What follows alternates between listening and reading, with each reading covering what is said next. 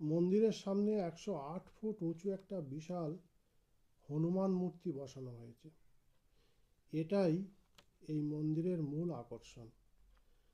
2010 সালে অভিষেক বচ্চন এই মূর্তিটির উদ্ঘাটন করেছিলেন।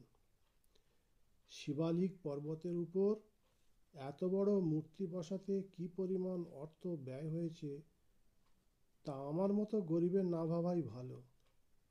তবে যেসব দর্শনার্থী এখানে আসেন এই হনুমানজির মূর্তির সামনে মাথা নত করে তারা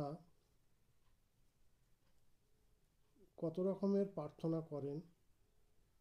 আর তাছাড়া এই পাহাড়ে নানা রকম যে বিপদ আছে সেটা থেকে রক্ষা পাওয়ার জন্যেও এই হনুমানজির কাছে প্রার্থনা করেন।